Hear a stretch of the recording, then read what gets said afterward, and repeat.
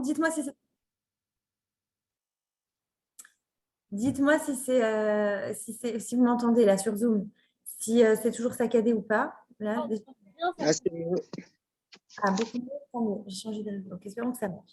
Bon, vous me prévenez quand ça, si dès que vous voyez un bug ou quoi, vous me dites parce que moi, je ne me rends pas compte en fait. Donc, on reprend. Alors, pour Facebook, ça fait 3 fois que je le dis, mais ce n'est pas grave.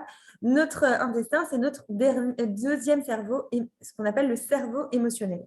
Et donc, c'est notre corps qui nous envoie des messages et nos émotions, nos ressentis intérieurs vont être impliqués finalement dans notre corps physique. C'est-à-dire que quand on se sent mal physiquement, d'accord, eh bien, quand on se sent mal physiquement, ça peut avoir de l'influence sur notre non, pardon, c'est notre état émotionnel qui peut avoir l'influence sur notre physique, d'accord?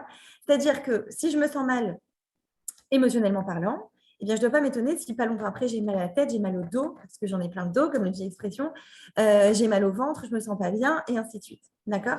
Donc, la bonne santé émotionnelle est primordiale pour que je me sente bien physiquement. Et bien sûr que les conseils physiques sont importants à appliquer, comme faire du sport, évidemment, et ça fait du bien à mon émotionnel aussi. Et ça fait du bien aussi à mon état, on va dire mon état d'esprit, ça c'est sûr. Il est important de manger équilibré. Tout ça, c'est bien sûr très important. Et quand on pense en bonne santé, on pense à bien manger, on pense à faire attention à soi, à bien dormir, etc. Évidemment, ça va aussi influencer notre émotionnel. Mais on ne parle peut-être pas assez de notre état de santé émotionnelle et mentale. Comment je muscle mon cerveau? Comment je me rends plus fort émotionnellement? Très souvent, j'entends des personnes qui vont me dire comment je fais parce que je suis très impactée par tout ce que j'entends. Si j'entends quelqu'un, un malheur, quoi, une maladie, une tragédie, un drame, quelque chose, tout de suite, je tremble de peur. Moi-même, je me mets dans des états pas possibles, où je n'endors pas de la nuit, où je tremble de peur, quoi, tout simplement. Et donc, là, je vais somatiser. Donc, comme je vous ai dit tout à l'heure, je ne sais pas si vous avez entendu jusqu'au bout, la somatisation, c'est quand, mon corps exprime ce que je n'ai pas exprimé finalement au niveau émotionnel. D'accord? Donc, une peur, elle va s'exprimer par exemple par de la tachycardie. Je vais sentir mon cœur qui va s'emballer. Je vais pas entendre, je peux avoir la tête qui tourne, des vertiges très forts. Tout ça, en réalité, c'est émotionnel. Et il faut savoir le distinguer. Il y a ce qu'on appelle les attaques de panique, par exemple. Très souvent, les gens qui ont des attaques de panique vont aller vite à l'hôpital, vont croire qu'ils font une crise cardiaque. En réalité, ce n'est qu'une cause émotionnelle. Donc, vraiment, on ne doit pas minimiser la cause émotionnelle. Nous ne sommes pas que des êtres physiques, on n'est pas que des êtres matériels, d'accord? On est avant tout, j'ai envie de dire, des êtres émotionnels. On ressent énormément d'émotions au jour le jour, au quotidien, à chaque minute, à chaque instant. Et si on n'y fait pas attention, eh bien, on risque fort de passer à côté de nous-mêmes, en fait, de ne pas s'entendre, de ne pas savoir qui on est. Alors, ce soir, ce qu'on va voir, c'est comment garder une bonne santé émotionnelle. Évidemment, 1 heure, ça ne va pas suffire, mais je vais vous donner déjà des astuces pour garder la base. Ensuite, à approfondir encore et encore. Et au prochain, on est dans une génération, il y a énormément de livres sur le sujet. Donc, je vous invite à explorer, à découvrir, à écouter des cours, à lire encore et encore, parce qu'il n'y a pas de fin à cela. C'est énorme tout ce qu'il y a à apprendre sur nos émotions. Et la base pour être en bonne santé, déjà, à l'instant présent, d'accord? Évidemment que c'est important de vivre notre instant présent. Mais ce qui nous empêche de vivre notre instant présent très souvent, c'est les ruminations du passé ou l'anticipation anxieuse du futur. D'accord? C'est-à-dire que on est là, on est physiquement là, mais dans notre esprit, il y a des choses qui tournent, des pensées qui viennent. On pense au passé, on pense à ce qu'on aurait dû faire, ce qu'on n'aurait pas dû faire, les regrets, le travail. Vous connaissez tout ça, non? On a toutes passé au moins une fois ça dans sa vie. Maintenant, le problème se passe, est-ce que je rumine sans arrêt ou est-ce que c'est à certaines époques de ma vie, à certains moments de ma vie, devant certaines difficultés de ma vie que je rumine ou est-ce que c'est récurrent? Quand c'est récurrent, clairement, ça veut dire que quelque chose n'est pas résolu, quelque chose ou des choses, beaucoup de choses, ne sont pas résolues au niveau émotionnel. Peut-être que je me suis sentie blessée. Encore une fois, ça peut être dans mon enfance, ça peut être dans mon adolescence, ça peut être peut-être récemment. Mais en général, quand je vois que j'arrive pas à profiter de ici et maintenant, c'est qu'il y a des choses à régler avec moi-même dans mon histoire de vie, peut-être dans mon passé. À moi de vérifier, bien sûr, mais évidemment, tout seul, c'est pas toujours simple et évident de s'auto-analyser, bien qu'on peut le faire et on peut avoir des outils pour le faire. Mais c'est bon d'être aidé et accompagné. Maintenant, pourquoi c'est si important? Parce que mes émotions anciennes que je n'ai pas traitées peuvent encore agir. Pourquoi? Parce que l'émotion ne connaît pas le temps. Il se trouve que des émotions que je n'ai pas réglées même quand j'avais 10 ans et maintenant j'en ai 40, on me dit ça va, il y a 30 ans qui sont passés, c'est du passé. Non. Tant que je n'ai pas traité cette émotion, elle reste en moi. Et ça peut me causer encore des peurs et encore des stress et encore des angoisses. Alors justement, il n'y a pas très longtemps, j'ai eu un patient qui devait partir en vacances, donc moment de bonheur normalement, avec sa femme et ses enfants. Ça faisait très longtemps qu'il n'avait pas pris de vacances. Il est patron d'une société, donc il a beaucoup de charges, de responsabilités. Et enfin, il pouvait partir en vacances. Donc là, on se dit, bon, bah, tout va bien, c'est génial, c'est une bonne nouvelle, on devrait être joyeux. Et bizarrement, c'est exactement l'inverse qui s'est passé. Il a été stressé, il n'arrivait plus à dormir la nuit, peut-être 10 jours avant de partir en vacances. Ça a commencé. Plus le voyage se rapprochait, plus le temps se raccourcissait, et moins il dormait bien, et plus il était tendu. Arrive le jour du voyage, il ne veut plus partir. Il dit à sa femme, c'est fini, je ne pars plus, j'ai pas envie, je sais pas, j'ai pas envie. Sa femme ne comprend rien, mais je ne comprends pas, ça fait 1 an qu'on travaille pour avoir enfin des vacances, on ne s'est pas vu, on n'a pas profité, comment ça se fait? Et en fait, en y réfléchissant, après coup, en fait, parce que je les ai eus après coup, le couple, en y réfléchissant, en analysant, on a compris qu'en fait, lui-même, son père, il avait vécu une sorte de traumatisme et lui-même, en fait, par transmission, il avait, on va dire, reproduit. C'est-à-dire qu'à chaque fois qu'il devait partir en vacances, lui-même, hein, donc là, on parle du patient qui a dans les 35 ans, et lui-même, son père, quand il était petit, il a vu son père stressé avant que chaque départ, c'était l'angoisse. Il a raconté des crises énormes entre ses parents, des scènes terribles, et lui, il était un enfant, il regardait ça, il ne comprenait pas. Et il se trouve que son propre père lui-même avait été mis en pensionnat vers l'âge de 10 ans, très très loin de ses parents. Et du coup, pour lui, ça a été un traumatisme en fait, de quitter sa zone de confort et de se retrouver tout seul, et ça a été très dur, ainsi de suite. Et bien, le fils, d'accord, qui lui n'a pas connu cette expérience-là, et donc n'a pas forcément pu traiter, quand il s'est retrouvé à partir en vacances, et en fait, en remontant un petit peu plus loin, on a vu qu'à chaque fois qu'il devait partir de quelque part, ou même si c'était un déménagement, il ne supportait pas, il stressait énormément. Mais là, ça lui a beaucoup plus sauté aux yeux, parce que vraiment, ça faisait, en fait, depuis le corona, qu'ils n'étaient pas partis en vacances, et ils attendaient ça avec impatience, et ils avaient mis de côté chaque sou, et ils s'étaient dit, ah là là, on a trop hâte, et finalement arrive le temps des vacances, et en fait, explosion. Donc, pourquoi je vous dis ça? Pourquoi je vous raconte ça? Vous avez compris? Pour vous illustrer qu'une émotion qui n'a pas été traitée, et alors là, c'est encore, finalement, je vous donne un exemple en plus qui remonte au père de cet enfant, finalement. C'est un enfant qui n'en est plus un, j'espère que vous suivez, mais finalement, au jour d'aujourd'hui, elle n'avait pas été traitée, cette émotion. Depuis son enfance, il avait vu son père s'énerver dès qu'on partait en vacances, et bien, il reproduisait le schéma automatiquement. Et là, on a traité l'émotion en thérapie. On a même parlé à l'enfant que lui était et que son père était. On l'a confondu. La thérapie, on a apaisé les choses et on va voir aux prochaines vacances comment il réagit. Mais en tout cas, déjà, parce que quand il arrive en vacances, il ne pas se détendre, il était tendu, ça n'allait pas trop. Et déjà, il a senti la tension redescendre. Automatiquement, parce que là, on a juste traité l'émotion. Tant qu'on ne les traite pas, notre santé émotionnelle, elle est en danger, tout simplement.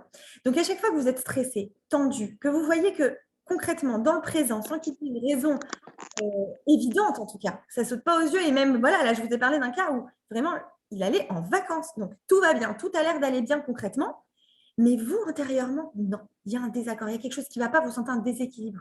Vous vous dites, combien de fois j'entends ça en consultation, combien de fois des gens qui me disent, mais je ne comprends pas, j'ai tout pour être bien, ou là, je devrais être bien, ou même, bref, des situations qui ont l'air heureuses comme ça, et là, la personne en plus se culpabilise et se dit, non, franchement, je n'ai pas le droit de réagir comme ça, je suis une mauvaise personne en plus de réagir comme ça, et ainsi de suite. Donc, la culpabilité se rajoute à l'ancienne émotion, et là, ça fait effet boule de neige, et là, c'est encore plus dur à gérer, évidemment. Donc, en fait, là, l'idée, c'est de se dire non, non, non, non. Si je ne me sens pas bien, d'abord, c'est légitime. Un ressenti, c'est jamais condamnable. D'accord? On ne peut pas juger un ressenti. C'est jamais faux. C'est, encore une fois, voyez-le comme un panneau de signalisation. Il est là pour vous indiquer quelque chose sur vous-même. Écoutez-le. C'est comme quand vous avez mal quelque part. D'accord? Vous avez mal à la tête, vous avez mal au ventre. Qu'est-ce que vous allez faire en général? Vous allez voir le médecin, vous allez dire je ne sais pas pourquoi j'ai mal. Vous n'allez pas vous dire ah non, non, non, j'ai pas mal en fait. Enfin, quoi qu'il y a des gens qui vont le faire, mais pour être dans le déni et pour continuer à avancer, c'est vrai. Donc, je ne sais pas si c'est un super exemple. Mais en principe, si la douleur est vraiment tenace, est vraiment forte, intense, puissante, en général, on ne peut pas l'ignorer. De toute façon, même si on veut l'ignorer, on n'y arrive pas. Eh bien, c'est exactement pareil au niveau émotionnel. On veut parfois ignorer cette émotion. On veut, d'ailleurs, combien de fois on est dans le déni et on se sent tendu. Et d'ailleurs, c'est ce qui crée la tension aussi intérieure, c'est ce qui crée la nervosité. C'est qu'on ne veut pas s'entendre. On se dit, il faut que j'avance, il faut que j'avance. J'ai des enfants à gérer, j'ai le quotidien, j'ai des responsabilités, j'ai mon travail, j'ai la part de ça. Bref, une liste interminable, d'accord, une liste non exhaustive et de responsabilités. Et on se dit, je n'ai pas le droit. Donc, la conclusion, c'est quoi? Je n'ai pas le droit de m'écouter. Hors de question que je m'écoute, je n'ai pas le temps pour moi. Mais le problème, c'est que quand on n'a pas le temps pour soi, la chute va être beaucoup plus dure, beaucoup plus compliquée à gérer finalement, beaucoup, beaucoup plus dangereuse même, je dirais. C'est une cocotte minute. En fait, on est une cocotte. Dans ces moments-là, quand les émotions bouillonnent, on est une cocotte minute. Et si on ne prend pas le temps de faire baisser la pression, qu'est-ce qui se passe? Explosion. Explosion, et ça peut aller très loin. Donc, on a en réalité tous une responsabilité vis-à-vis de nos émotions. Et ça, personne ne peut le régler à notre place. Ça, c'est très important à retenir. J'ai envie de dire, notez cette phrase en rouge, de toutes les couleurs en fluo. Personne ne peut gérer nos émotions à notre place. Notre état émotionnel, on est les seuls responsables.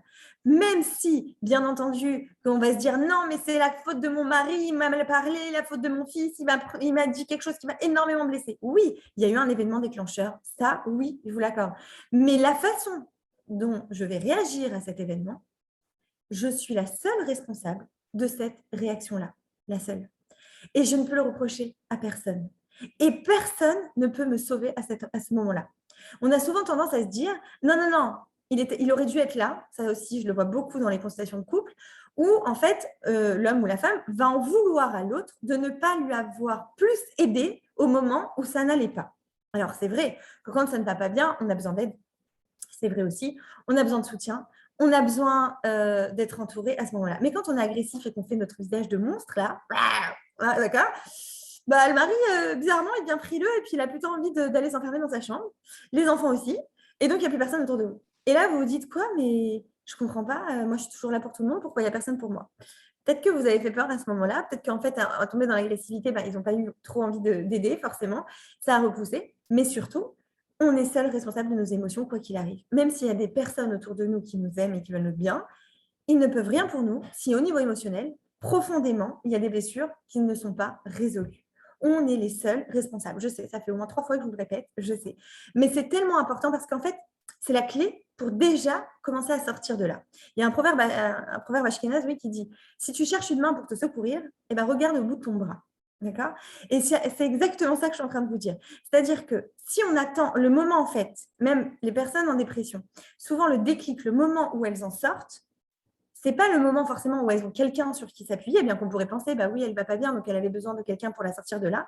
Non, c'est le moment où elle s'est dit à elle-même, je suis la seule personne qui peut me sortir de là. Je peux m'aider des autres, mais c'est d'abord moi qui dois faire l'effort de vouloir. Et c'est d'abord moi qui dois comprendre que ce sont mes émotions et que pas tout le monde pourra comprendre ce que je ressens. Donc, je suis d'abord moi responsable. Je sais, c'est dur de se dire ça parce qu'on a au fond de nous cette envie d'être secondé, d'être secouru, d'être sauvé. Mais si quelqu'un nous sauve à chaque fois ou on est secouru à chaque fois, eh bien, on ne pourra pas se construire nous-mêmes et on ne pourra pas se sentir fort émotionnellement et on ne pourra même pas devenir vraiment ce qu'on est censé devenir, en fait. On ne pourra pas réaliser notre potentiel. Le seul moyen pour se réaliser, c'est d'abord de se prendre en main, de s'en sortir finalement. De faire le premier pas, on va dire, vers la sortie. Je ne sais pas si vous savez, vers le bien-être, on va dire. Si moi, je me charge de mon propre bien-être et si moi, je m'en occupe moi, on va dire, si je prends la décision de m'occuper de moi-même, pas de façon égoïste, hein, pas ce que je vous dis là, c'est pas le but, c'est pas d'être quelqu'un d'égoïste, non, mais c'est justement c'est d'ailleurs tout le contraire, c'est de dire je ne veux pas être lourd, je ne veux pas être un poids pour les autres. Eh bien, pour ne pas être un poids, justement, je dois m'occuper de mon émotionnel, ne pas reprocher aux autres ce qui ne va pas et chercher moi-même déjà à aller mieux. Encore une fois, après, je peux bien appeler une amie et lui dire, viens, on va boire quelque chose ensemble, viens, on sort, j'en ai besoin. Mais ça, déjà, de dire ça, ça veut dire que je cherche à m'en sortir. Ça veut dire que je ne me complais pas dans mon mal-être, si vous voulez. Et ça veut dire surtout que je ne je comprends que je suis responsable de mon bien-être ou de mon mal-être et que personne ne peut, encore une fois, me sortir de là mieux que moi-même. D'accord? Et ça, c'est déjà la base et la clé et l'astuce, d'accord, pour être en bonne santé émotionnelle. À chaque fois que je suis rentrée dans un engrenage où j'ai l'impression, enfin, je ne vais pas bien, d'accord, il y a quelque chose qui se passe dans ma vie, qui réactive peut-être une blessure plus ancienne, où je suis tendue, où je suis stressée, et je commence à en vouloir à la terre entière. En général, c'est naturel, ça, c'est instinctif, je dirais, et que je ne travaille pas sur moi pour un peu prendre du recul et me dire, non, en fait, où est ma part de responsabilité dans cette histoire? Comment j'aurais pu réagir autrement pour que ça se passe autrement? À chaque fois que je ne fais pas cet effort-là, eh bien, je m'enfonce un peu plus dans le mal-être, forcément, et donc dans la mauvaise santé émotionnelle et mentale. Et donc, finalement, ensuite, je tombe dans les pensées négatives automatiquement. Pourquoi? Parce que quand ça ne va pas comme je veux, comme quand les événements ne vont pas, et quand je suis en souffrance, concrètement, quand ça ne va pas comme je veux, je suis en souffrance, je suis frustrée, je ne suis pas contente de ce qui se passe, je suis frustrée, et que je n'essaye pas de faire en sorte que ça aille mieux, mais qu'au contraire, j'accuse, ou les autres, ou moi-même d'ailleurs. La première personne en général aussi que j'accuse, c'est moi. Je m'accuse, j'accuse les situations, j'en veux à la vie, j'en veux peut-être à Dieu, j'en veux à tout ce qui est autour de moi. Que se passe-t-il à ce moment-là? Et je ne suis pas dans la lutte pour aller bien là. Au contraire, je m'abandonne à la colère et à toutes sortes de sentiments et d'émotions négatives. Et donc, j'enfonce le clou, finalement. Et donc, les pensées négatives affluent et m'envahissent. Et là, c'est beaucoup plus dur de remonter, finalement. Ce n'est pas impossible, heureusement, mais c'est beaucoup plus dur. Et à ce moment-là, dans ces moments où on est tout au fond, on va se dire, mais pourquoi Dieu ne m'aide pas? Mais pourquoi personne ne m'aide? Parce qu'en fait, je suis tellement au fond que c'est compliqué. C'est très compliqué parce que les gens qui vont vouloir même vous aider dans ces moments-là, ben, ils sont en danger eux-mêmes parce qu'ils peuvent tomber aussi, tout simplement. Parce que parfois, on s'enfonce tellement dans les pensées négatives. Après, ça touche à nos croyances, ça nous touche à notre vision du monde, ça va toucher à notre façon de voir les gens, ça va toucher à notre façon de nous voir nous. Donc, tout est impacté par cette vision négative. Et après, je ne m'en rends même plus compte. C'est-à-dire que je vis comme ça, j'ai l'impression que c'est la réalité. Je n'arrive plus à voir les choses autrement. Et là, effectivement, ma santé en prend un coup automatiquement. Donc, ma santé émotionnelle est touchée. Et chaque événement va devenir très lourd, très pesant. Peu importe, n'importe lequel, j'ai envie de vous dire, même un petit truc qui va se passer, j'ai envie de dire le truc le plus énervant, c'est il est 8 heures et on doit partir à l'école, il y a le car qui attend dehors et le bol de céréales qui se renverse sur la robe de votre fille que vous venez de mettre, elle est toute blanche évidemment, parce que c'est Roche-Rodèche, je vous en blanc. Et là, pour vous, si vous avez déjà mal et si vous n'avez déjà pas traité les émotions et si vous avez l'impression que quelqu'un doit vous secourir, je vous fais tout le schéma là, et bien là, vous vous dites, c'est la fin du monde. C'est fini. On connaît tout ça quand on est fatigué, par exemple, ou qu'on vient d'accoucher, par exemple, qu'on est crevé et que là, le petit ou la petite renverse son bol de céréales. Comment on se sent à ce moment-là? On a l'impression que c'est la fin du monde. Et quand on va en parler après avec une amie ou une maman, ou peu importe, on va dire, mais ça va, c'était qu'un bol de céréales. Et là, on a envie de s'énerver encore plus. Mais tu ne comprends pas. Tu ne te rends pas compte que j'étais épuisée. Parce que dans ces moments-là, OK, c'est un moment spécial, on est épuisé, d'accord. Mais ce moment-là ne doit pas s'étendre à toute notre vie. L'idée, c'est que la plupart du temps, on doit être quand même dans un bon état général émotionnel et mental. J'arrive aux questions. À la fin du cours, je réserve quelques minutes pour les questions. Sinon, je vais perdre le fil. Oui, donc j'ai déjà perdu, super. Quand on est... Non, oui, de façon générale, l'état le plus sain, d'accord, à entretenir, c'est quoi? Dans l'idéal, ce que ce serait, c'est je suis bien de façon générale, d'accord, évidemment, il y a toujours des petits contretemps, il y a toujours des petits ou grands événements qui vont me déranger un peu dans mon esprit ou dans mon état dans ma vie, on va dire, mais je dois être capable, non, il n'y a pas de problème, je dois être capable à chaque fois, de faire face au stress, faire face à la tension intérieure, faire face finalement à la vie et à ce qu'elle me présente. De façon générale. Maintenant, il va y avoir des périodes, dans tout cet état, on va dire général, ou de façon générale, je me sens bien, il va y avoir des moments, des pics où je ne me sens pas bien, où j'ai des chutes. C'est normal de tomber, de ne pas sentir bien. C'est complètement normal, on reste et on est des humains, d'accord? Donc l'humain, ça va, ça vient, d'accord? C'est un peu comme les battements du cœur d'ailleurs, c'est une très belle image. Quand vous voyez un électrocardiogramme, qu'est-ce que vous voyez? Hop, ça monte, ça descend, ça monte, ça descend. C'est un peu le symbole de la vie, j'ai envie de vous dire. Quelqu'un qui est en vie, ça monte, ça descend, ça monte, ça descend. Et quand ça bouge plus, ben, c'est qu'on n'est plus là. D'accord? Donc, que ça monte, que ça descende, c'est normal. Mais l'état général, quand même, ça doit être de je me sens assez fort et je me sens assez présent pour gérer mes événements au quotidien. Je me sens en phase avec les événements, même quand ils peuvent être très, très énervants, comme ce fameux bol de céréales, d'accord, qui se renverse à 8 h du matin sur la robe blanche de ma fille. D'accord. Mais de façon générale, je ne vais pas hurler, je ne vais pas devenir folle, je ne vais pas m'arracher la tête ou le kissouille, d'accord. Je vais gérer, je vais faire face. Et de temps en temps, dans ma vie, parce qu'il y a vraiment trop d'un coup, il peut y avoir un enchaînement d'événements négatifs, on va dire, enfin, c'est encore subjectif de dire négatif, mais quand même compliqué à gérer, alors je peux ressentir un trop-plein. C'est normal, ça, c'est normal. Et il n'y a pas de honte à se dire à un moment donné, stop, quoi, j'en ai trop sur la tête. D'ailleurs, ces moments, je vous dirais, là, très, très important de s'écouter. C'est le moment où on doit apprendre à s'écouter et à se dire, oh, stop, j'ai le droit, moi aussi, de prendre une pause. Oui, oui, j'ai le droit. Le monde ne va pas s'écrouler, le monde ne va pas s'arrêter de tourner. J'existe, d'accord. Donc, moi aussi, par moment, je suis un humain, j'ai le droit d'avoir des, entre guillemets, des faiblesses. J'aime pas appeler ça faiblesse. Pourquoi? Parce que très souvent, j'entends ça aussi en consultation, c'est j'ai pas le droit d'être faible, et puis c'est pas beau d'être faible, et puis c'est une faiblesse d'être faible, quelque part, je ne sais pas si ça se dit, mais c'est mal vu, très mal vu. Dans une société en plus de performance, d'accord, où on doit toujours être au top, on doit toujours être intelligent, on doit toujours avoir un bon métier, on doit toujours être beau, on doit toujours être souriant. C'est dur de dire non, j'ai pas les forces. C'est dur. On n'arrive pas à se regarder en face et de se le dire. Et bien, quand on a de l'estime de soi, on y arrive. Pourquoi? Parce qu'on sait, on connaît notre valeur. Et ça, c'est aussi la base d'une bonne santé émotionnelle, à travailler au jour le jour.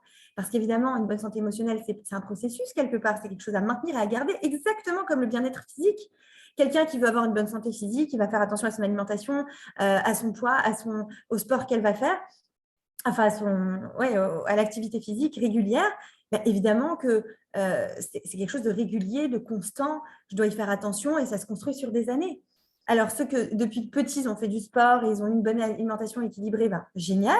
Ils peuvent le continuer, on va dire, depuis plus jeune. Donc, ce sera plus facile pour eux peut-être de le tenir et d'être persévérants.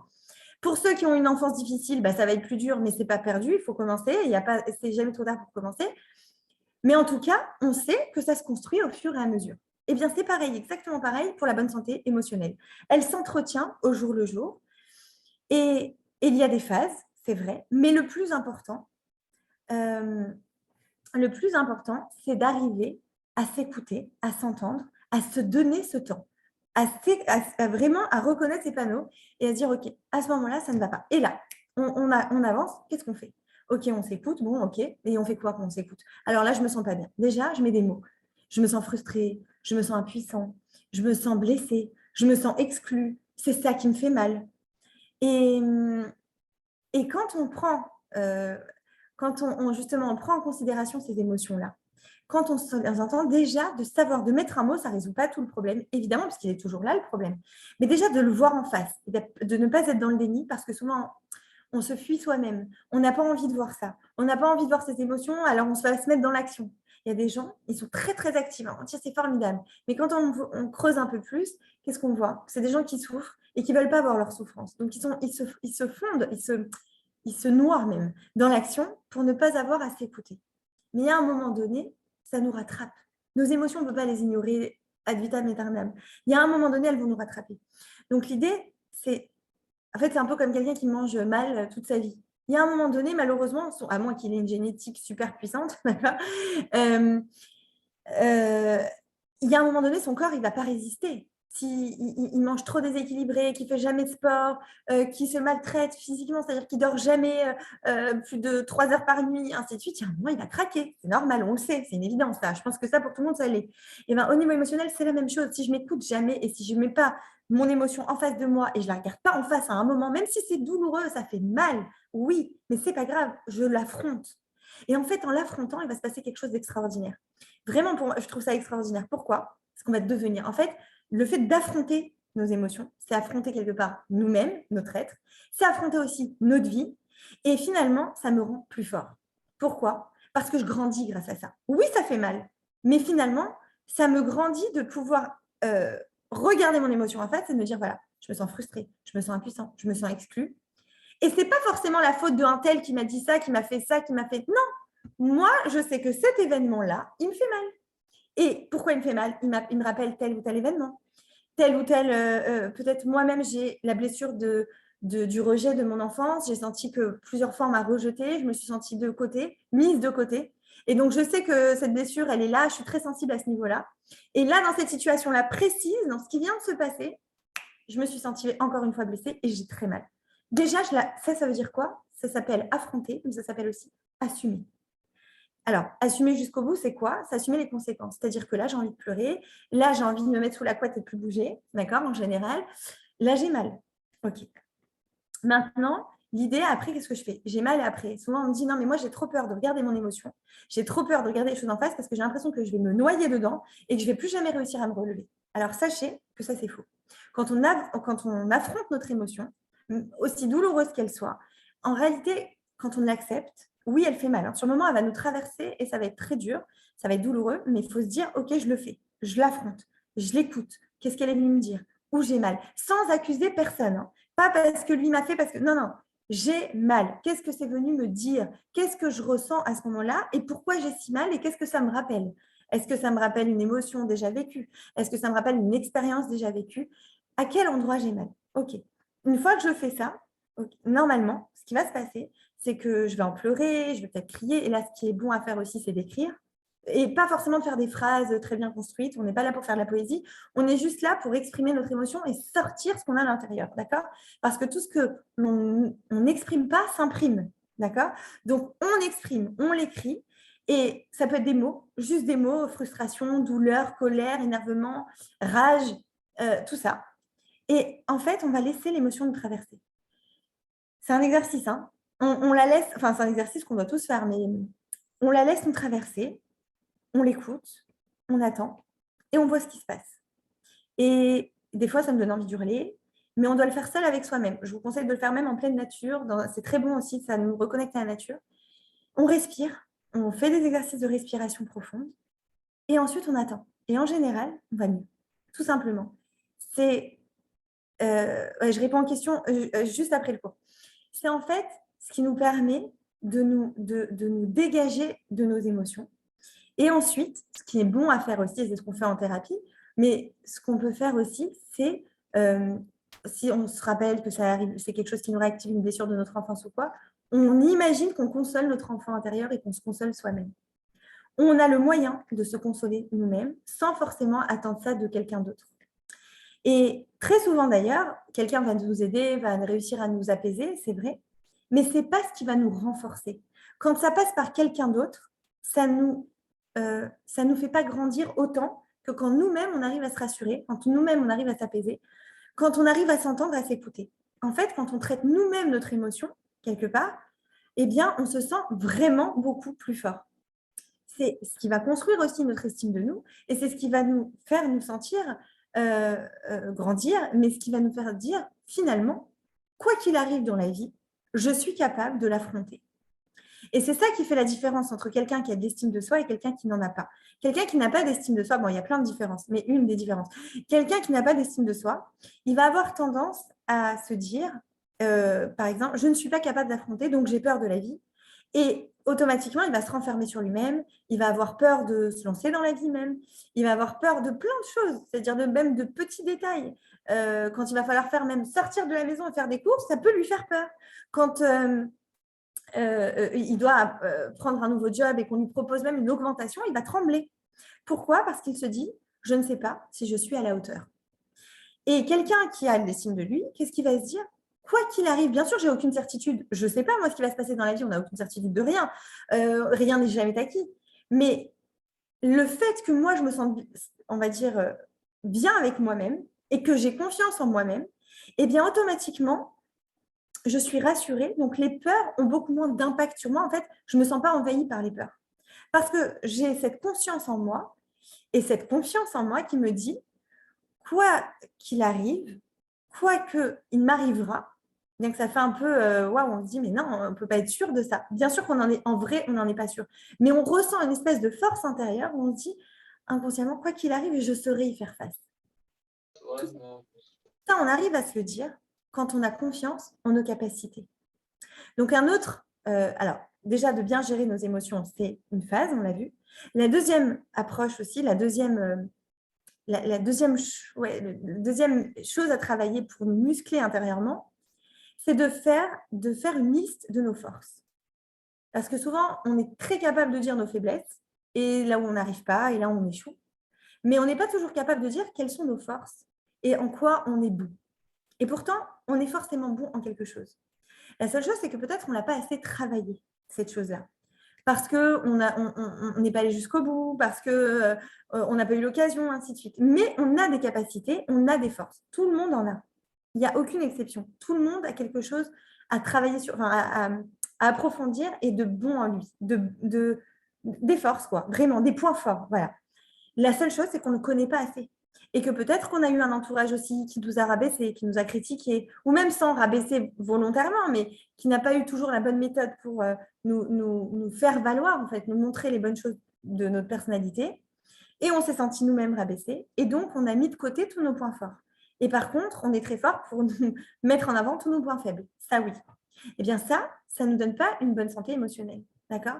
Pour qu'on puisse entretenir cette bonne santé, on doit aussi avoir quelque part le regard penché, non pas sur nos défauts en permanence, mais sur nos qualités en permanence. Loin de nous rendre orgueilleux, ça nous rendra bien plus forts et bien plus stables émotionnellement. Le fait qu'on soit, en fait, pourquoi on est instable émotionnellement aussi, c'est parce on pense souvent, quand on creuse finalement, quand vous analyserez, vous vous rendrez compte que souvent, eh bien, vous n'êtes pas consciente de votre valeur. Et le fait de ne pas être consciente de sa valeur fait que ça donne comme résultat que finalement, eh bien, je m'écroule vite sous les tracas du quotidien. Je suis perturbée par tout ce qui ne va pas. Je focalise sur ce qui ne va pas. Et donc, je me sens moi-même affaiblie. Et automatiquement, je ne me sens pas en confiance. Et c'est tout un état d'esprit, en fait. Automatiquement, je ne me sens pas rassurée sur moi. Et automatiquement, la vie ne me rassure pas non plus, en fait. Parce que la vie, évidemment, elle est pleine d'imprévus. La vie, elle a énormément de challenge, mais elle a énormément de défis à relever et de difficultés qui se mettent devant nous. Donc, si nous, on ne se sent pas capable de les affronter, ces difficultés, si nous, on se sent trop fragile pour les affronter, automatiquement, la vie va nous sembler une montagne insurmontable et automatiquement, j'ai plus de chances de tomber sur un terrain, enfin, d'être anxieux, de ruminer et d'avoir des anticipations anxieuses sur le futur et de ruminer le passé et ainsi de suite, et de tomber évidemment dans un état d'esprit négatif en permanence. Donc, l'idée d'abord, c'est de se dire j'ai une valeur et de ne pas attendre finalement l'approbation des autres pour m'accorder cette valeur-là. C'est dur. Vous allez me dire, mais non, j'ai besoin des autres pour me dire que je suis capable d'eux ou que j'ai une valeur ou que j'ai besoin de l'autre, moi. Moi, je ne crois pas en moi déjà. Donc, comment je peux penser que j'ai une valeur? Comme je vous ai dit au début, déjà, enfin, je vous l'ai dit, je ne vous ai pas fini. Je vous ai dit, on prend la responsabilité de ses émotions. Hein, je vous l'ai dit ça. Mais deuxième chose aussi, c'est qu'on doit réussir à se construire une confiance qui ne dépend de personne, sauf peut-être d'Hachem, évidemment, mais pas d'être humain, finalement. Parce que quand je dépends trop d'être humain, finalement, je tombe dans une sorte de dépendance, qu'on appelle la dépendance affective quand il s'agit d'être humain. Mais ça peut être de la dépendance aussi à autre chose. Ça peut être de la dépendance à la nourriture, ça peut être de la dépendance à la cigarette, à plein d'autres addictions. L'idée, c'est que je dois réussir à, en fait, travailler aussi ma foi, si vous voulez, ma confiance, et à me dire, alors déjà, nous qui sommes croyants, c'est plus facile de se dire, attends, si Hachem, et c'est écrit chez nous, de dire, si Hachem, il m'a donné la vie chaque jour qu'il fait, il m'a donné la vie, c'est que lui, il croit en moi. Donc, qui je suis moi pour douter? Si lui, il croit que je suis capable de quelque chose aujourd'hui, on dit que s'il nous donne la vie, ça veut dire que lui, il croit que j'ai quelque chose de bon à apporter dans ce monde. Donc, si lui, il y croit, j'ai le devoir d'y croire. Et si je n'y crois pas, c'est comme si je ne croyais pas en lui quelque part. Donc, si j'y crois, si je crois en Dieu, on va dire, eh ben, je dois déjà croire en moi. Il m'a créé, il m'a donné la vie aujourd'hui, c'est que j'ai quelque chose à faire dans ce monde et que je vais faire quelque chose de bien dans ce monde. Même si moi, je n'ai pas l'impression. Maintenant, qu'est-ce qui nous donne l'impression qu'on ne fait pas forcément quelque chose de bien ou qu'on n'a pas de valeur ou ainsi de suite? C'est qu'à nos yeux, très souvent, on se dit, je n'ai pas fait assez bien. Ou on a un regard critique, très, très critique sur nous-mêmes, qui nous dévalorise et qui casse notre estime de nous. Et après, c'est un enchaînement négatif. C'est-à-dire que comme j'ai plus d'estime de moi ensuite, ou j'en ai beaucoup moins, eh bien, j'ai peur de la vie. Comme j'ai peur de la vie, j'ai plus envie d'entreprendre grand-chose. Comme j'ai plus envie d'entreprendre grand-chose, je n'ai plus de motivation pour rien. Et comme j'ai plus de motivation pour rien, bah, je cherche à être toujours dans une zone de confort et jamais en sortir. Or, pour se réaliser, j'ai besoin de sortir de ma zone de confort, en premier lieu. Et pour sortir de ma zone de confort, alors là, je refais le cercle dans l'autre sens, j'ai besoin de croire en moi, j'ai besoin de croire en la vie. Et c'est ce qui va me donner les forces et la motivation et l'envie d'entreprendre et d'essayer. C'est le fait d'avoir de l'estime de soi. Maintenant, l'estime de soi, c'est la base aussi pour avoir une bonne santé émotionnelle. Et ça se travaille au quotidien. Et on ne part pas tous égaux là-dessus, sur l'estime de soi. Pourquoi? Parce que l'estime de soi, son fondement principal, d'abord, c'est, j'ai envie de dire, le projet que mes parents ont mis déjà en moi quand ils m'ont conçu. C'est énorme, ça va très loin. Mais c'est comme ça que ça marche. C'est-à-dire que déjà, je vais le sentir en étant le petit enfant que je suis. Est-ce que mes parents m'aiment? Qu'est-ce que mes parents mettent dans le regard quand ils me regardent? Qu'est-ce qu'ils mettent en moi? Comment ils me voient? De quelle façon ils croient en moi? Et ça va aussi déterminer comment je me vois. Parce que le premier regard que je porte sur moi-même, au départ, c'est à travers celui de mes parents. Et ensuite, d'accord, ça se construit dans l'enfance. Donc, pourquoi je vous dis qu'on ne part pas égaux? Parce qu'un enfant qui n'a pas été forcément aimé dès son enfance, ou qui même s'est senti rejeté, ou qui a une enfance difficile, il part déjà avec une faible estime de lui. Et celui qui est très chéri, très aimé, part normalement avec une bonne estime de lui. Maintenant, c'est très complexe parce qu'en réalité, il y a d'autres choses qui vont rentrer en ligne de compte. C'est-à-dire que oui, il peut avoir de l'estime parce que ses parents ont un regard très positif sur lui et ça va beaucoup l'aider. Mais après, il peut vite être affaibli par un événement extérieur à sa vie qui a lieu dans l'enfance ou, par exemple, à l'extérieur, au niveau de ses professeurs, au niveau de l'école, il est, par exemple, harcelé moralement à l'école, eh bien, ça va impacter son estime de lui. Vous voyez, il y a aussi d'autres événements à part les parents, hein, bien entendu. Mais l'idée, c'est que oui, on ne part pas égaux à la base. Et c'est un peu, voilà, je vais vous faire un parallèle pour que ce soit bien compris, une illustration. Imaginez quelqu'un, tout simplement, qui naît avec des moyens financiers, des bons moyens financiers, de très bons moyens financiers. Et puis l'autre, il y en a un autre qui vient d'une famille pauvre. Bon, bah, ils ne partent pas égaux, on va dire, dans la vie, d'accord? Financièrement parlant, matériellement parlant, on ne part pas au même point de départ. Oui, on est dans un monde où les choses ne sont pas forcément égales, d'accord? Mais c'est aussi ce qui en fait toute la beauté parce que celui qui vient d'un milieu moins aisé ou plus pauvre, ainsi de suite, bah, qu'est-ce qu'il va avoir envie, enfin peut-être envie de faire, c'est de se battre pour y arriver. En tout cas, disons qu'il a envie de se battre pour y arriver. Et ça ne veut pas dire qu'il va moins y arriver que celui qui vivait déjà dans une famille qui a réussi ou qui a déjà les moyens. Ça veut juste dire qu'il va devoir plus travailler. D'accord? Mais s'il applique, s'il est persévérant, s'il se donne les moyens, s'il travaille dur, il va y arriver. Il y en a énormément qui y sont arrivés. Ça va être plus dur, d'accord. Mais qu'est-ce qui va se passer pour lui?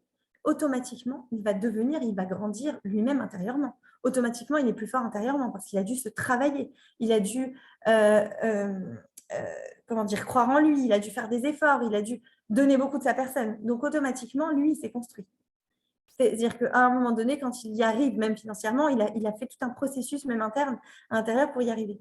Donc, il n'est pas perdant dans tout ça, s'il travaille. Mais ce que je vais vous dire par là, c'était juste une illustration pour vous dire que l'estime de soi, c'est pareil. On n'arrive pas tous égaux, c'est vrai. Et c'est pour ça que vous allez voir, vous allez discuter par exemple avec une copine et vous allez vous dire, ah là, elle prend les choses tellement cool et moi, je les prends tellement compliquées. Pourquoi? Ah, j'aimerais tellement être comme elle. Oh là là. Mais en fait, peut-être qu'elle, c'est inné, peut-être qu'elle vient d'une famille où tout était positif, super. Et peut-être que vous, non. Mais ça ne veut pas dire que vous ne pouvez pas y arriver. Ça veut juste dire que vous allez devoir plus travailler. C'est vrai. Alors, vous allez me dire, ah, mais c'est décourageant, j'ai pas envie. Ok, mais c'est une réalité de la vie. Ça aussi, il faut y faire face. Ça ne sert à rien de se dire, oh, non, j'ai pas envie. Bon, enfin, ça ne sert à rien. Des fois, c'est plus fort que nous, on se le dit, d'accord. Mais il y a un moment, il faut mettre une action. Si on ne rentre pas dans l'action, là encore, on tombe émotionnellement. En fait, toute l'idée de la bonne santé émotionnelle, c'est de réussir à ne pas tomber. D'accord? Pas tomber, je veux dire, quand je dis pas tomber, je pense que vous avez compris, c'est pas tomber au fond, du trou. C'est de réussir à maintenir un cap pour rester sur une espèce de bonne ligne, d'accord, de conduite qui nous aide à être émotionnellement plus fort pour pouvoir affronter la vie. Et de cette façon, la vie, elle sera belle, elle sera merveilleuse même. Mais quand on est comment dire, émotionnellement, on se sent fragile et qu'on ne travaille pas dessus pour que ça se renforce, bah, la vie, elle nous semble dure. Et c'est un enchaînement, encore une fois, c'est un cercle vicieux. C'est-à-dire que plus je suis fragile et moins je le travaille, plus je trouve la vie horrible. Et plus je deviens pessimiste. Et là, c'est dangereux parce que je peux tomber en dépression. Mais l'idée, c'est justement de se dire, non, si je vois la vie du mauvais œil, c'est pas que la vie, elle est forcément très dure, c'est aussi que moi, je n'ai pas le bon regard pour l'affronter, cette vie. Et que je dois chercher à travailler mon regard avant toute chose. C'est pas la vie le problème, en fait, c'est moi. Et je sais, c'est pas simple de se le dire, ça. On n'a pas envie de se le dire. On n'a pas envie de regarder les choses en face. On préfère refouler, on préfère mettre de côté, on préfère s'écarter de cette éventualité-là. Parce que, pourquoi? Parce qu'on se dit ce sera trop dur de dire que moi-même, je ne suis pas capable de voir enfin, que moi, c'est moi qui ai un problème. D'abord parce que peut-être je me dis je ne saurais pas résoudre ce problème. Et parce qu'après, je vais me détester, donc ça va casser mon estime de moi. Et je ne saurais pas remonter, donc c'est encore pire. Donc je préfère me dire que c'est la vie, que c'est les autres le problème. Au moins, moi, je suis tranquille. Ça protège mon estime de moi quelque part. C'est vrai. C'est aussi un moyen, en fait, de défense. Mais à long terme, ça ne marche pas parce que je ne me sens pas heureux, tout simplement. Je ne me sens pas épanouie, je n'arrive pas à entreprendre, je n'arrive pas à faire des choses qui me font vraiment du bien. Et du coup, j'ai plus le goût, en fait. Donc, c'est un leurre, finalement. Encore une fois. La seule, j'ai envie de dire, solution pour grandir intérieurement et être en bonne santé émotionnelle, c'est vraiment de s'affronter, vraiment, de se regarder en face et d'être honnête complètement. Alors, pas honnête dans le sens je vais me casser, hein, genre, ouais, de toute façon, ça aussi, je connais, j'en vois malheureusement, genre, non mais moi, de toute façon, je suis nulle, j'arriverai jamais à rien. Donc voilà, je suis honnête avec moi-même, je vous le dis, je suis nulle. Bah, c'est une vérité. J'ai jamais rien réussi dans ma vie. Ma vie est un fiasco total. Je me suis mariée 3 fois, ça n'a pas fonctionné. J'ai essayé plusieurs boulots, ça n'a pas fonctionné. Je me suis jamais entendue avec mes patrons. J'ai démissionné à chaque fois. Donc ma vie est un vrai fiasco. Non, parce que là, ça s'appelle aussi se complaire. D'accord. Là aussi, c'est que je me complais dans cette façon de voir la vie, de me voir moi et de me dire, bah, c'est fataliste en fait. Bah, de toute façon, j'y arriverai jamais. Donc la vie n'a rien à m'apporter et moi, j'ai rien à lui apporter. Donc, bon, bah, qu'est-ce que je fais là en fait? Ça, c'est un endroit de souffrance, mais endurci. Ça veut dire que je n'ai pas trouvé de solution, malheureusement, et donc je me complais. Alors, l'idée, c'est d'arriver à se dire, tant que je ne suis pas arrivée, je dois encore essayer. Et d'ailleurs, des gens qui y arrivent, ce ne sont pas les gens les plus intelligents dans la vie. Ça veut dire, quand je dis qu'ils y arrivent, c'est-à-dire qu'ils ont l'air épanouis, en tout cas. C'est vrai qu'on ne sait pas, chez chacun d'entre nous, on ne sait pas ce qui se passe derrière. Tout est façade. Mais disons que ceux qui renvoient une belle image, ils ont une famille construite, ils ont plusieurs enfants, qui ont, au Hachem, l'air tous en bonne santé et physique et émotionnelle. Ils ont l'air voilà, de bien profiter de la vie. Eh bien, ceux qui ont réalisé finalement ce processus-là ont travaillé d'abord sur le regard qu'ils avaient sur la vie, avant et toute chose.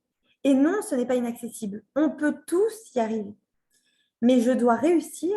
Ah oui, et ce que je vous disais, pardon, c'est que ceux qui sont arrivés à ça, c'est pas les plus intelligents qui sont arrivés à ça. Non, non, détrompez-vous. Je sais qu'on a souvent cette croyance, non, mais lui, c'est parce qu'il a de la chance.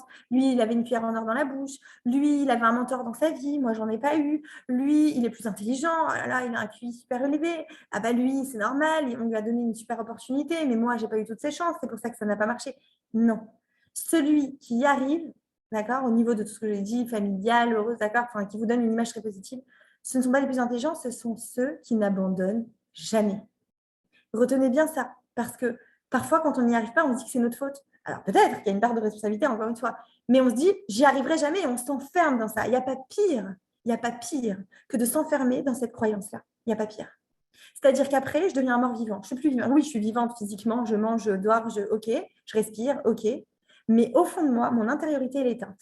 Là, la bonne santé émotionnelle, elle a disparu. Je suis en très, très, très mauvaise santé. Quand je suis un mort-vivant, ça veut dire quoi? Ça veut dire que je suis convaincue que je n'ai pas ma place dans ce monde, que je ne sers à rien et que je n'ai rien à apporter. Ça, c'est un drame. L'idée, c'est toujours de se dire, même si je n'ai pas encore trouvé quoi apporter, je suis sûre que j'ai quelque chose à apporter. Et jusqu'à que je ne l'ai pas trouvé, je ne m'arrête pas d'essayer. Et c'est vrai que ça demande beaucoup de persévérance, mais c'est vrai que quand on l'applique, ça, eh bien, c'est là qu'on devient. Parce que même le fait de travailler, d'essayer, nous fait devenir plus fort, plus endurant, plus persévérant. Et donc, on est forcément en train d'apporter quelque chose, même si on ne s'en rend pas compte. On est forcément en train d'apporter quelque chose. Et l'idée, c'est peut-être aussi d'arriver à s'en rendre compte, d'ouvrir les yeux sur ce qu'on apporte au monde. Trop souvent, on a l'impression qu'on n'apporte rien et on ne se rend pas compte combien notre présence est importante. Regardez malheureusement quand il y a des drames. Quand il y a des drames, malheureusement, il y a pas longtemps, il y a moins d'une semaine, j'ai visité des personnes que je suis régulièrement et qui malheureusement ont perdu leur fils. Et leur fils allait déjà pas bien. Leur fils était déjà pas bien et il était jeune. Et, et malheureusement, en fait, il avait l'impression qu'il servait à rien. Il avait l'impression qu'il apportait rien. Et si vous voyez à sa Shiva, combien de gens sont venus dire, mais il était extraordinaire, il a aidé mon enfant, il a fait autant. Les parents n'en revenaient pas eux-mêmes. Ce que je veux vous dire, c'est que même la personne qui a l'impression qu'il n'apporte rien au monde, à ses yeux, peut-être qu'elle est trop exigeante parce qu'en fait, elle a forcément apporté quelque chose à quelqu'un. Forcément. À partir du moment où je sors de chez moi, je fais un sourire à quelqu'un qui passe dans la rue, j'ai déjà apporté. Peut-être que je ne me rends pas compte et c'est ça le drame. La personne, elle n'est pas venue me dire, comme souvent dans les jolies histoires, et ça c'est bien dommage, dans la réalité, il y a la personne qui vient et qui nous serre la main et qui dit « Ah là là, ça m'a fait trop du bien de te voir aujourd'hui. » Juste de te voir sourire ou de te voir toi te battre, ça m'a fait du bien, te battre dans le sens te lever le matin, ça m'a fait du bien, ça m'a consolée, ça me donne envie, moi, de me battre. On ne sait pas l'influence qu'on a les uns sur les autres. On n'en a aucune idée en réalité. On n'en a aucune idée. On ne peut pas savoir.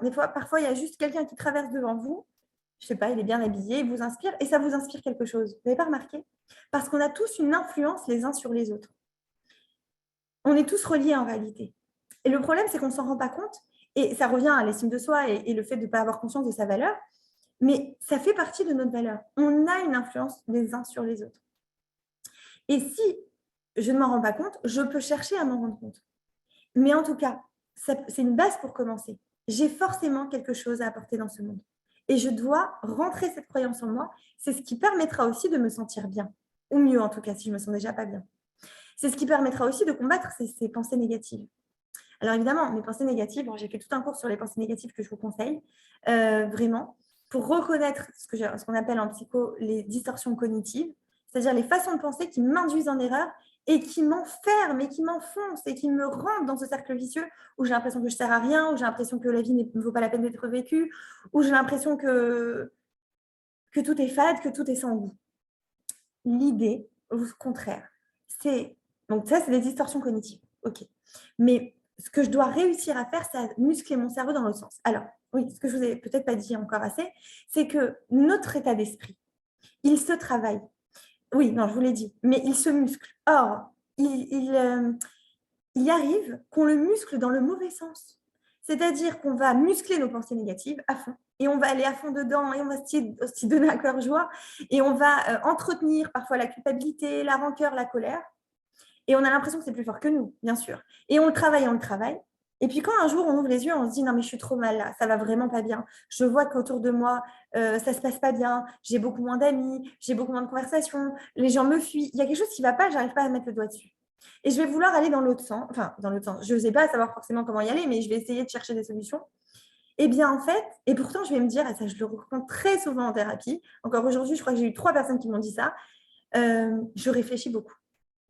Ah, moi, je réfléchis énormément. Alors, c'est bien de réfléchir, mais il y a la bonne réflexion et il y a la réflexion qui m'induit en erreur et qui est néfaste. La mauvaise réflexion, comme je l'ai dit tout à l'heure, c'est la rumination. Je peux réfléchir, mais si je réfléchis dans le mauvais sens, je tombe avec cette réflexion, en fait. L'idée, quand je vous dis muscler mon état d'esprit, c'est de réfléchir efficacement et productif. En fait, la réflexion qui vous amène à une action, c'est de la bonne réflexion. La réflexion qui penche vers les solutions, c'est de la bonne réflexion. La réflexion qui vous penche que sur les problèmes et qui vous pousse à ressasser sans arrêt des problèmes n'est pas de la bonne réflexion. Ça, c'est de la réflexion qui vous enfonce et encore une fois, qui ne garantit pas votre bonne santé émotionnelle et mentale. Évidemment, la santé émotionnelle et mentale sont reliées, hein, évidemment, vous l'avez compris. Plus émotionnellement je me sens bien, plus mentalement je me sens bien. Plus mentalement je me sens bien, plus émotionnellement je me sens bien. Pourquoi? L'un influe l'autre, sans arrêt. Nos pensées influencent nos émotions influencent nos pensées. Alors, qui décide de qui? Ça veut dire qui est le maître là-dedans, entre les pensées, c'est-à-dire entre le cerveau et le cœur? Grande question, auquel on n'a pas forcément toujours répondu et auquel il y a une grande marloquette, d'accord? Mais ce qui est évident, c'est que plus je vais muscler mon cerveau, plus je vais entretenir des pensées positive et productive, plus je vais être dans l'action et ça va m'amener à de l'action, ça va m'amener à des solutions, plus je vais me sentir mieux. Pourquoi? Et plus émotionnellement, je vais me sentir mieux, je veux dire. Plus émotionnellement, je vais avoir des émotions positives. Pourquoi? Parce que je vais être fière de moi, tout simplement. Imaginez que j'ai des pensées. Voir, à la lèvre, exactement. Plus. Bon. Ah, si. Attendez, excusez-moi une seconde. Voilà. Plus je vais penser bien, d'ailleurs, une idée. Et cette phrase, elle est extraordinaire, elle a l'air toute simple. Pense bien, tout ira bien. Je dis, ouais, bah, sympa. Si tu ne sais pas qui c'est le rabbi, d'accord. Je dis, bah, ça va, pense bien, tout ira bien. Bah, ça va, il ne faut pas être un Talmid Racham pour sortir cette phrase. Détrompez-vous. Se pense bien, tout ira bien. Elle est très puissante, cette phrase. Elle a l'air de rien, mais elle est énorme. J'ai envie de vous dire, elle résume, elle, toute seule, toute la thérapie cognitivo-comportementale. Parce que qu'est-ce qu'on fait en thérapie cognitivo-comportementale? C'est ce qu'on appelle cette thérapie, c'est une thérapie brève qui a fait ses preuves, qui est prouvée scientifiquement. Mais pourquoi elle marche si bien? Parce qu'on travaille sur les pensées. Tout simplement. Et en fait, comme les pensées déterminent nos émotions et donc notre comportement, et ben à partir du moment où je pense bien, et ben tout va bien. Maintenant, penser bien, c'est pas simple. Hein. On a l'impression qu'on claque des doigts, ah ben, pense bien, tout ira bien, tac, tac, tac, je pense, je chante une chanson, c'est bon. Non, c'est pas aussi simple. Malheureusement, c'est pas aussi simple. Ça demande un travail, c'est pour ça qu'il y a des thérapies qui vont nous aider à travailler sur la pensée. Et c'est pas genre, ah, tu penses ça, alors vas-y, pense ça, mais non. Non, c'est pas sur commande non plus, mais c'est un apprentissage. Quand on est habitué à penser négatif, eh bien, c'est comme apprendre une nouvelle langue. On va devoir apprendre à penser constructif et positif. Et là, on rentre dans la vie, la vraie. C'est vraiment comme nous dit le Teilim, choisis la vie. D'accord? Ça veut dire quoi, choisis la vie? Ça veut dire que choisis d'agir dans la vie, choisis d'être présent dans la vie, choisis de t'éloigner des peurs, choisis d'être conscient de ta valeur, choisis de voir la vie avec le bon regard. La vie, elle ne doit pas changer, c'est toi qui dois changer. Ce n'est pas la vie qui doit changer, c'est ton regard qui doit changer. Et à partir du moment où ton regard change, tout change. Toi, tu as l'impression qu'il va falloir faire des saltotes en l'air, comme on dit en hébreu, des pirouettes en l'air pour que ça marche. Non, pas du tout. Mais il va falloir que tu travailles, c'est vrai. Mais c'est un travail qui est bénéfique et c'est un travail qui est satisfaisant, qui te donne de la satisfaction. Dans cette génération, on cherche beaucoup les plaisirs, sans arrêt les plaisirs, les plaisirs. Mais les plaisirs, ça dure 5 minutes. Après 5 minutes, c'est fini et finalement, on n'en tire rien. On n'en tire pas de bénéfice. Par contre, la satisfaction, c'est quoi? C'est sur du long terme. C'est sur le moment, je vais me priver de quelque chose qui par exemple, qui me fait plaisir, comme un bout de chocolat. Oh là là, un morceau de chocolat, j'en ai trop envie. Je ne vais pas le manger. Mais après, je vais être contente parce que je vais voir sur la balance, j'ai minci, je peux mettre les robes que j'aime, ainsi de suite. Qu'est-ce que ça veut dire là? Je me suis privée d'un plaisir pour une satisfaction à long terme. Mais cette satisfaction-là, elle va me donner un bien plus grand plaisir finalement. Et elle va me construire de l'intérieur. Parce que quoi? Je vais me sentir fière de moi.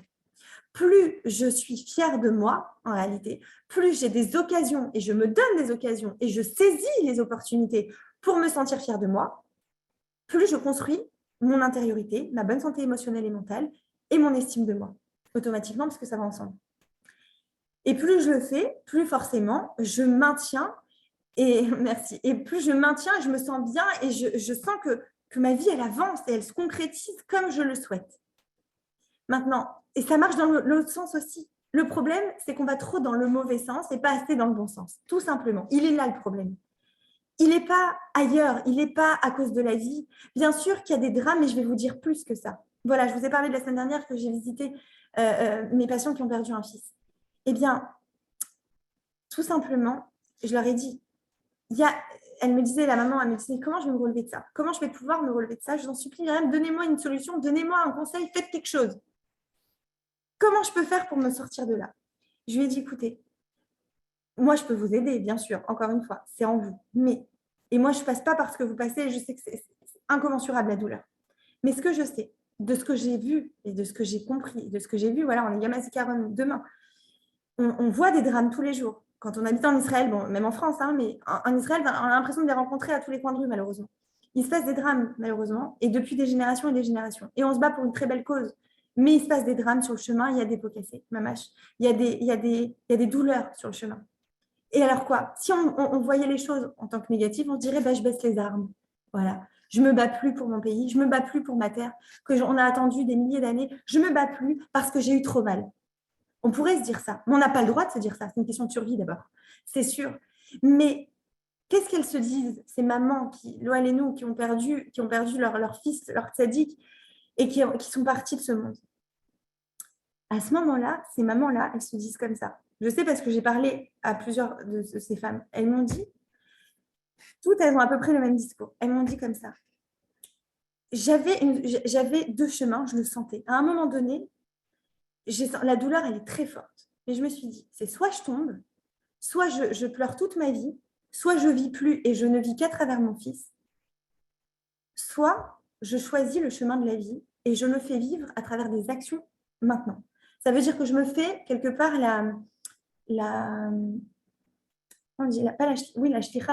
l'envoyer sur terre de mon fils. Je suis là pour le représenter. Ça me donne un but dans ma vie et ça me le fait sentir près de moi. Et là, je ressens que je me reconnecte à la vie et malgré la douleur, j'arrive à vivre et j'arrive à me sentir vivante. Et en fait, c'est ça le secret dans tout. Que ce soit des choses très dures, que ce soit des drames ou que ce soit des choses un peu plus tout simple, enfin tracas, mais qui peuvent nous prendre vraiment aux tripes, j'ai envie de vous dire, qui peuvent nous causer des nuits d'insomnie, des maux de tête, des migraines très fortes, peu importe ce que c'est, peu importe ce qu'on rencontre sur notre chemin. L'idée, c'est de se dire, je choisis la vie et je choisis de ne pas tomber dans la rancœur, la culpabilité, les émotions négatives. Je choisis le chemin de la libération, du pardon. Je choisis le chemin des émotions positives et je vois ce que je peux faire pour agir dans le bon sens. Et ça, c'est de la construction. Et ça, c'est du émettre. Et quand j'arrive à le faire, maintenant, je ne dis pas que c'est simple, et je sais que c'est dur, et il arrive que chacun avec son processus, chacun avec son chemin de vie, chacun avec ce qu'il a rencontré sur son chemin, comme embûches, qui peuvent l'empêcher d'arriver à ça, c'est sûr. Mais en tout cas, je dois tendre vers ça. Et plus je tends vers ça, et comme c'est écrit, Hachem, il nous dit, ouvrez-moi le chat d'une aiguille et je vous ouvrirai toute la porte. Ça veut dire que si moi, je fais un effort déjà pour aller dans ce sens de construction, si moi, j'essaye de toutes mes forces d'y aller, Hachem, il fera le reste. Ne vous dites pas, c'est trop loin, c'est trop dur, c'est trop grand, c'est trop waouh, je peux pas, la douleur, elle est trop grande, c'est impossible, ça me paralyse, ça y est, je m'étale, je ne veux plus rien dire. À partir du moment où vous choisissez ce chemin, vous ouvrez pas la porte. L'idée, c'est d'aller vers la porte, de l'ouvrir même un petit peu, un tout petit peu, mais de faire ce geste, je veux l'ouvrir malgré la douleur. Et Hachem, il fera le reste. Les portes s'ouvriront. Peu importe ce qu'on a à vivre.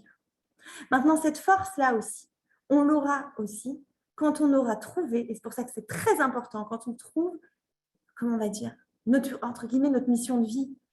C'est-à-dire ce qu'on est bon dans notre vie, quand on se relie à nos forces, quand on voit qu'on est bon dans quelque chose, faisons-le, n'hésitons pas, il faut foncer. Voilà, aujourd'hui, j'ai une patiente, si elle regarde, elle va se reconnaître, qui me disait, voilà, j'aime mon métier, mais en fait, j'ai toujours rêvé de faire autre chose. Et elle me parle de ce qu'elle aime faire, et elle m'en parle avec des étoiles dans les yeux. Elle me dit, mais j'hésite à me reconvertir, à refaire les études. Il se trouve que les études qu'elle veut faire, ça correspond totalement à son emploi du temps. Bien sûr, ça va demander des efforts, évidemment, mais elle aime ça. Eh bien, la seule chose que quand on trouve quelque chose qui nous correspond vraiment et qui nous ressemble vraiment, on doit foncer. Pourquoi? Vous allez dire, bah, ça va, c'est juste une reconversion. Est-ce que vraiment ça va m'aider à affronter la vie? Mais bien sûr, parce que quand je suis connectée à ce que je suis réellement, en fait, de travailler dans ce que j'aime, eh bien, en fait, à la fin, je n'aurais même pas l'impression de travailler. J'aurais l'impression de vivre juste, pas de travailler. Et en fait, il y a un philosophe qui a dit ça, je ne me rappelle plus son nom, qui dit aime ce que tu fais et que tu ne connaîtras plus jamais le travail. Parce que quand on aime, on vibre avec ce qu'on fait. Et du coup, on ne sent même pas le temps passer. Et du coup, on ne sent même pas l'effort. Mais en fait, on en fait, mais on ne s'en rend même pas compte. C'est plus un effort. Et quand ça se passe comme ça, automatiquement, on devient plus fort. Et donc, forcément, face aux événements difficiles de la vie ou aux petits tracas du quotidien, peu importe ce que c'est, eh ben, on va réussir à faire face et on va être beaucoup moins tendu et stressé, automatiquement. Donc, plus je cherche à être alignée, plus avec moi-même, avec ma personnalité, avec ce qui me correspond vraiment. Moins j'essaye de copier ce que l'autre y fait parce que ça a l'air fun et sympathique, d'accord? Moins j'essaye de copier l'autre et plus j'essaye de moi me ressembler et d'être fidèle à mes valeurs et être intègre avec qui je suis, plus je m'aligne et plus je suis fort forcément. Et plus donc ma santé émotionnelle, n'en parlons pas, elle explose là. Là, je suis au top de la santé. Ça veut dire que là, j'ai toujours de l'énergie. Ça veut dire que là, je suis capable de dormir. Bon, je conseille de dormir 8 heures par nuit, évidemment. Mais même si je dors 6 heures par nuit, je suis quand même énergique. J'arrive à me lever le matin, j'ai de la motivation, j'ai toujours envie de faire plein de choses, j'ai toujours envie d'entreprendre, évidemment. parce que je suis alignée et que je trouve un sens à ma vie. L'idée aussi, c'est que quand je fais quelque chose qui me ressemble, d'accord, eh bien, automatiquement, je me sens connectée. Donc, automatiquement, j'ai plus de motivation et j'ai plus envie de me lever le matin. Ça va ensemble aussi. Donc, et automatiquement, oui, ce que je voulais vous dire, automatiquement, je trouve du sens à ma vie. Automatique, c'est automatique. Il n'y a même pas besoin de le réfléchir, c'est automatique. Donc, l'idée, c'est de faire quelque chose, encore une fois, qui me ressemble. Et autre chose aussi, c'est de donner. Plus je vais, alors, pas donner démesurément, mais quand je vais faire quelque chose qui va comment on va dire, où je vais me sentir utile, automatiquement, je me sens mieux. Parce que je me dis, bah, j'ai du sens et je ne me suis pas levée pour rien ce matin. Ça me rend plus fort, ça aussi. Ça me renforce dans ma personnalité et ça m'aide à m'aimer moi-même, en fait. Et en fait, plus je m'aime, ça fait très égocentrique, mais ce n'est pas le cas, mais plus on s'aime, plus on a envie de donner et plus on est positif et plus on a un état d'esprit positif et plus on est fort. Donc, l'idée, c'est d'arriver à faire des choses qui nous connectent avec l'amour de soi aussi. Et ça, il n'y a que moi qui puisse me donner cette possibilité. Bien sûr qu'il y a des gens autour qui peuvent m'aider à ça, bien sûr. Mais c'est moi d'abord qui dois entendre ce que je veux, ce que je ressens. J'ai aussi des gens qui me disent trop souvent, je ne peux pas faire tel ou tel métier ou telle chose, ça ne plairait pas à ma famille. Ça ne va pas dans leur sens, ce n'est pas comme ils veulent.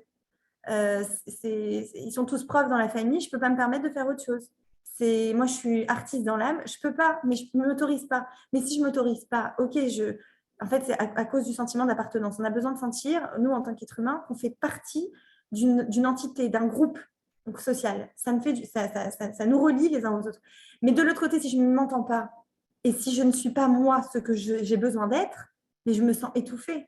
Et après, je vais en vouloir à la fin à ma famille, finalement. Donc, il faut absolument que je fasse ce que je suis, que je trouve ce que je suis et que j'essaye de le faire au maximum. Ça va me faire du bien, énormément de bien aussi. Ça va me donner un sens à ma vie, ça va me donner une valeur. Je vais être conscient de ma valeur automatiquement et surtout, je vais réussir ce que je fais. Enfin, j'ai envie de dire, automatiquement, quand on aime ce qu'on fait, on réussit. C'est comme ça. Parce qu'on met de notre énergie, on met de notre temps et on aime ça. Donc, on le fait bien. Quand vous aimez pâtisser, vous aimez faire des gâteaux, en général, ils sortent bons. Parce que vous aimez ça, vous avez goûté à pâte, non, il manque un peu de ça. Vous allez même le faire à l'intuition, vous n'allez peut-être même pas regarder de recettes, mais il va sortir bon. Vous allez dire, oh, je ne sais pas pourquoi, j'ai mis un peu de farine, comme faisait notre grand-mère. J'ai mis un peu de farine, j'ai mis un peu de sucre, ma fille, qu'est-ce qu'il y a? Voilà, c'est sorti. Mais c'est parce qu'elle aimait ça. Vous allez dire parce qu'elle aime manger, peut-être, mais elle aime aussi faire les gâteaux, elle aime faire plaisir. Automatiquement, ça va bien sortir. Quand on met de l'amour dans ce qu'on fait, en fait, l'amour, c'est la vie. Quand on met de l'amour dans ce qu'on fait, ça sort forcément bon. Ça sort forcément bien. Mais le tout, c'est de mettre de l'amour dans ce qu'on fait. Et on ne se relie pas assez à cette vibration-là, j'ai envie de dire, à l'amour. On est toujours en train de critiquer, de se dire c'est pas assez bien, c'est pas bon, c'est pas ci, c'est pas ça. On se casse soi-même, en fait. Donc, ça bloque le flux. Et c'est anti-vie, j'ai envie de dire. Donc, si vous voulez avoir une bonne santé émotionnelle, on régule les émotions, on fait ce qu'il faut pour aller dans le sens des pensées constructives et positives. On essaye de moins penser aux problèmes et plus aux solutions. On essaie de s'aligner avec ce qu'on est. On cherche nos forces. On les écrit même. On se les répète. C'est pas grave. On s'observe. D'abord, il y a une phase d'observation parce que parfois, on ne se connaît pas assez. On ne sait pas quelles sont nos forces. On cherche nos forces et ensuite, on les note. Et à chaque jour qui passe, on dit de quelle qualité j'ai dû faire preuve aujourd'hui, de quelle force j'ai observé que j'ai pu faire face, enfin, j'ai pu utiliser aujourd'hui. Quelles sont mes forces, ok? Et je les note, et je m'en rappelle, et je les relis. Et on cherche à faire ce qu'on aime et ce qui correspond le plus possible à notre être. Et là, automatiquement, on va être en bonne santé émotionnelle. Ah, et j'ai oublié le plus important, évidemment, la première étape, c'est de s'écouter. J'ai envie de dire oui, penser, mais ressentir, écouter nos émotions. Quand je ressens quelque chose, tac, j'arrête tout, je réfléchis. Qu'est-ce qui s'est passé aujourd'hui? Qu'est-ce qu'on m'a dit? Qu'est-ce qui m'a blessée? Où je suis blessée? J'affronte. Le secret, c'est j'affronte, j'assume qui je suis, ce que je ressens, ce que je veux, ce que je ne veux pas. À partir de ce moment-là, déjà, je suis une autre personne, je suis à un autre endroit.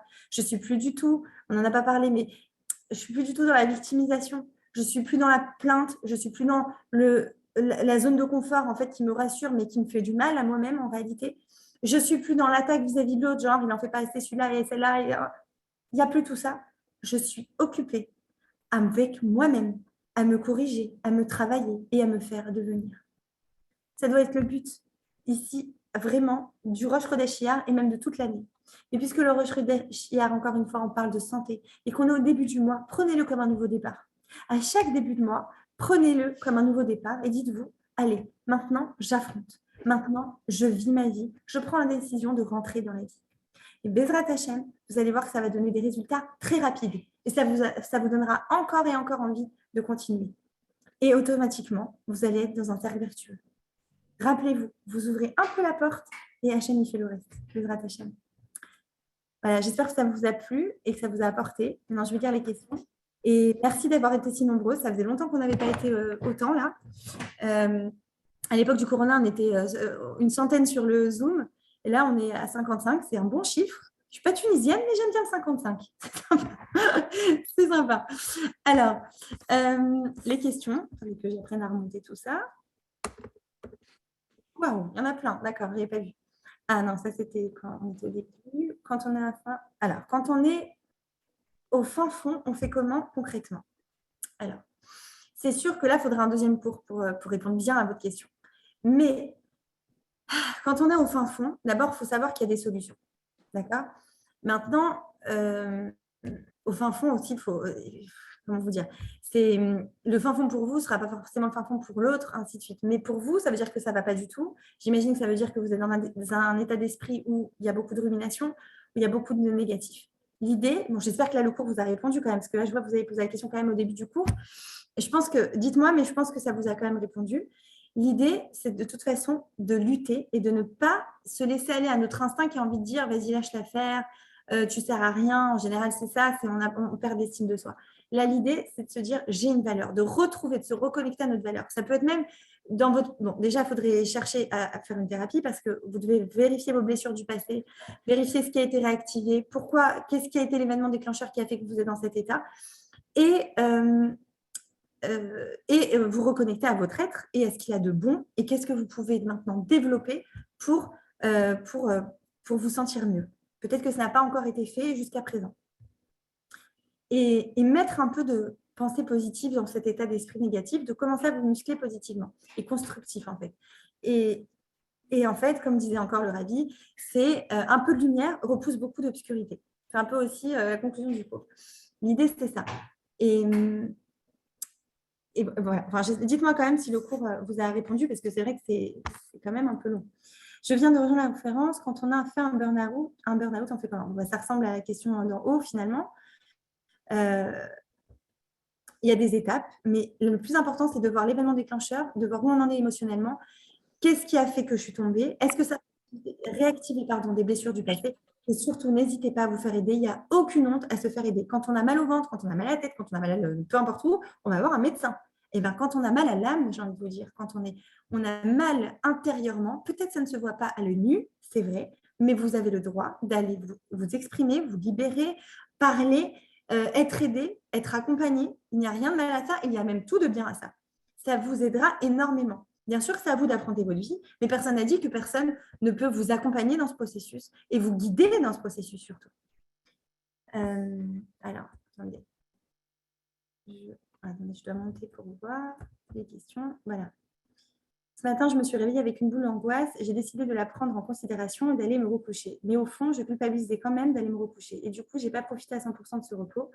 Et en me levant, j'ai décidé de faire un bain brûlant pour décompresser et retirer ma boule d'angoisse. Je suis d'accord qu'il faut avant tout accepter son émotion. Alors, déjà, c'est une très bonne chose parce que vous êtes conscient de ce que vous vivez. C'est déjà énorme. Deuxième chose, vous avez décidé de la prendre en considération. C'est génial. C'est exactement ce qu'il faut faire. Mais voilà, vous l'avez compris, là, vous avez décidé de vous recoucher, assumez-le. Vous êtes fatigué et alors, vous avez le droit de vous recoucher. La culpabilité, c'est un énorme élément du mal-être, en fait, de la mauvaise santé émotionnelle. La culpabilité. Et elle se retrouve, elle s'infiltre partout. Et c'est vrai qu'il faut se nettoyer, se nettoyer, se nettoyer. Maintenant, c'est marrant, le cours sur Pessar, je vous avais dit ça. Un psy, c'est un peu un homme de ménage intérieur. C'est-à-dire qu'il vous aide à faire le ménage avec toute cette culpabilité, peut-être cette rancœur, ce ressentiment que vous avez peut-être vis-à-vis de vous-même. Et là, ce qui est important, c'est de se pardonner soi-même et de se dire, oh, j'existe, je suis fatiguée, j'ai le droit. D'accord?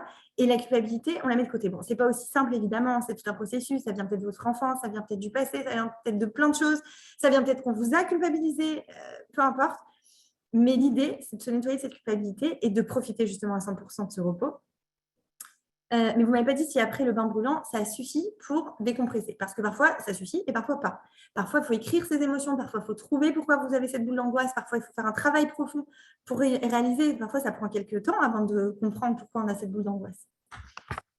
Là, maintenant, je passe à une autre question. Mince, je crois que j'en ai loupé une.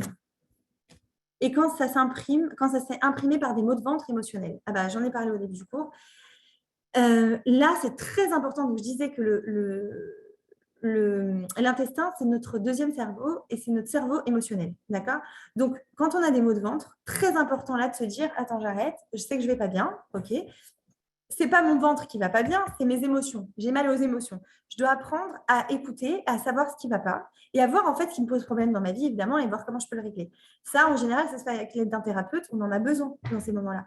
Mais le corps, il est juste venu exprimer quelque chose qu'intérieurement, on n'a pas su gérer. Peut-être la puissance, on va dire, au niveau émotionnel était tellement forte que c'est tombé sur le physique. J'ai un gros manque d'estime de moi qui m'empêche d'avancer dans ma vie. Pourtant, j'ai compris comment traiter ses propres émotions. Alors, c'est bien de traiter ses propres émotions, mais ça ne suffit pas pour retrouver de l'estime de soi. Pour retrouver de l'estime de soi, c'est tout un processus aussi, que je pense là aussi, je pense avoir quand même un petit peu répondu à cette question, où je vais devoir faire un travail intérieur pour reprendre conscience de ma valeur. Et chacun avec son parcours. Il y en a, ils n'ont pas de conscience, d'estime d'eux par rapport à un événement traumatisant dans leur vie. Il y en a, c'est parce que depuis petit, ça ne s'est pas construit. Il y a autant d'individus que d'histoires, forcément, et de parcours.